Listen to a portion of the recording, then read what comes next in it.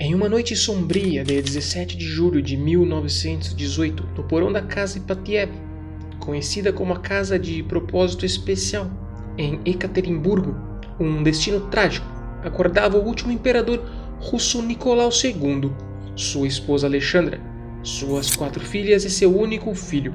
Além deles, vários colaboradores próximos e criados também foram condenados à morte. Essa decisão histórica foi tomada pelo Presídium do Conselho Regional dos Deputados Operários, Camponeses e do Exército Vermelho dos Urais, um órgão do poder soviético formado por bolcheviques, anarquistas e socialistas revolucionários de esquerda. A justificativa para esse ato brutal foi a possibilidade de captura da cidade pelo Exército Branco, que de fato ocorreu apenas uma semana depois, em 25 de julho. O objetivo era evitar que o Esquizar caísse nas mãos das forças contra-revolucionárias e, para não deixar um estandarte para os partidários da restauração da monarquia, os membros da família real também foram fuzilados. No entanto, a verdadeira participação de Lenin e da liderança bolchevique em Moscou nesse evento permanece um mistério. Não há documentos ou provas conclusivas que indiquem uma ordem direta para a execução. Lenin negou qualquer envolvimento direto, mas a dúvida paira sobre sua possível influência. Então, quem realmente participou desse assassinato em massa e qual foi o destino desses indivíduos? Agora vamos conhecer o destino daqueles por trás do trágico fim da dinastia Romanov. Yakov Yurovsky, o comandante da casa Ipatiev, o tchequista, ou o oficial da polícia secreta soviética, Yakov Yurovsky supervisionou diretamente a execução do imperador. Depois de trabalhar na Tcheca, ele se transferiu para o Comissariado do Povo para Relações Exteriores e também ocupou cargos importantes na fábrica Boigrad Vermelho, que produzia sapatos de borracha, e no Museu Politécnico. Em 2 de agosto de 1938, Yurovsky morreu em Moscou de uma úlcera duodenal perfurada. O tchequista Mikhail Medvedev, membro da guarda da Casa de Propósito Especial, foi o primeiro a abrir fogo após Yurovsky anunciar a sentença de morte. Medvedev ascendeu ao posto de tenente-coronel do Comissariado do Povo de Assuntos Internos e morreu em Moscou em 1964 de causas naturais. Ele foi enterrado com todas as honras militares. Em seu testamento, pediu a seu filho que presenteasse o líder soviético Nikita Sergeyevich Khrushchev a Browning M1911, que ele alegava ter sido a arma que matou o czar. Pediu também que desse a Fidel Castro um Colt que ele usou durante a Guerra Civil em 1919. Escreveu memórias sobre sua participação na execução dos Romanov, que nunca foram publicadas e agora estão armazenadas no Arquivo Estatal Russo de História Social e Política. O presidente do Comitê Executivo do Conselho Regional dos Urais, Alexandre Beloborodov, assinou a sentença de morte emitida pelo Conselho contra Nicolau II. Nos anos seguintes, ele ocupou um alto cargo nas autoridades. Em 1919, chegou a reivindicar o alto cargo de presidente do Comitê Executivo Central de toda a Rússia. No final, ele foi substituído por Mikhail Kalinin. Na luta intrapartidária, Beloborodov apoiou Trotsky, pelo qual foi expulso do partido em 1927 e exilado para Arkhangelsk. 3 anos depois, ele recebeu perdão quando declarou romper com o trotskismo. Alexandre Beloborodov pereceu durante o Grande Terror, que foi uma campanha abusiva de máxima violência e repressão política, articulada pelo secretário-geral do Partido Comunista da União Soviética, Joseph Stalin. Membro do Conselho Regional dos Urais, Philip Goloshinkin participou diretamente da sentença de morte de Nicolau II. De 1925 a 1933, ele ocupou um dos principais cargos na República Socialista Soviética Autônoma do Cazaquistão, onde implementou rigorosamente a política de coletivização. A fome resultante foi apelidada Fome de Goloshinkin.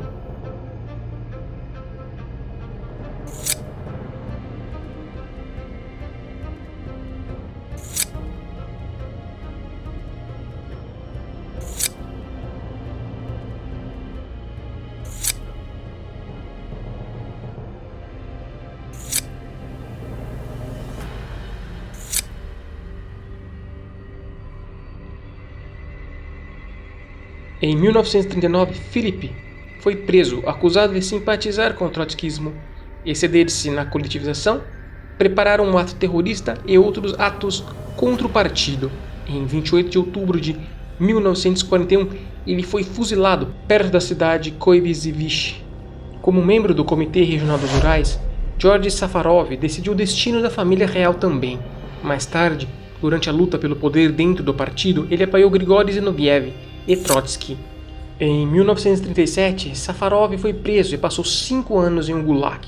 Em 27 de julho de 1942, ele foi fuzilado por atividade terrorista trotskista antissoviética. Grigori Nikulin serviu como assistente de Yurovsky na casa Ipatiev e esteve diretamente envolvido na execução.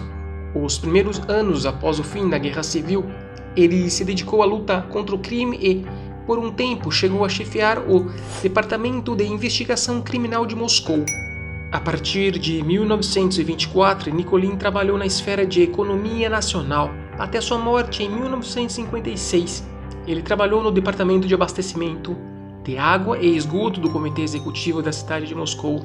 Piotr Yermakov, comandante do Exército Vermelho, matou os sobreviventes Romanov com a baioneta de seu rifle. Segundo consta, estava bêbado durante a execução. O comandante, segundo relatos, foi considerado o mais violento dos executores. Teria atirado várias vezes contra o cadáver de Nicolau e sido responsável direto pelo golpe mortal contra Olga. Desferiu baionetadas também contra Maria e Anastácia. Há outros relatos e testemunhos ainda mais sórdidos, não apenas de sua conduta, mas também de seus subordinados antes e após a execução. Yermakov havia prometido a seus homens que violaria as mulheres e assassinaria os homens. Após a execução, seus homens teriam vasculhado os corpos em busca de joias e objetos de valor, bem como tocado o cadáver de Alexandra inapropriadamente.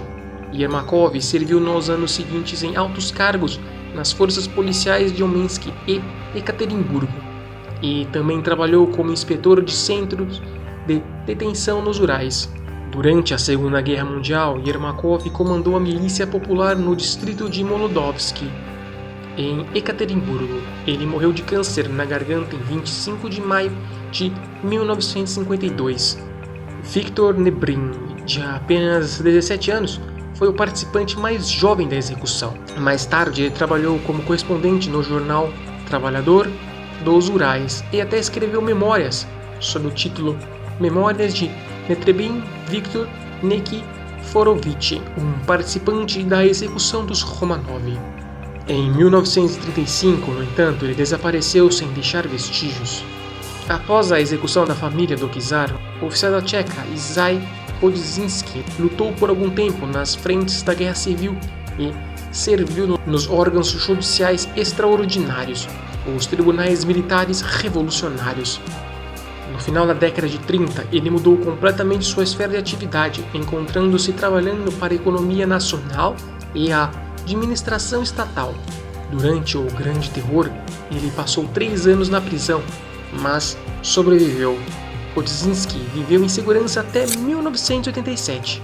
Em 1964, ele gravou uma longa entrevista sobre o assassinato da família real, na qual lembrou como Czarevich Alexei teria engolido 11 balas, revelando a crueldade nefasta destinada à família. Vaganov, marinheiro, teria massacrado as czarinas enquanto elas estavam tombadas no chão, juntas, gemendo e morrendo. Segundo relatos, inclusive do próprio Yermakov, Vaganov atirava sem parar, especialmente contra Olga e Tatiana. Também bastante violento, Vaganov foi o principal assistente de Yermakov. Quis o destino que ele não conseguisse sair a tempo de Ekaterimburgo antes da chegada do Exército Branco. Ele escondeu-se no porão de uma das casas, mas foi capturado, arrastado para fora e executado. Piotr Volkov. Como membro do Conselho Regional dos Urais, Volkov participou diretamente da aprovação da sentença de morte do imperador. E, após a execução, ele supostamente teria removido um anel com um grande rubi de uma das filhas de Nicolau. Ele gostava de exibir o anel, ostentando-o como um troféu.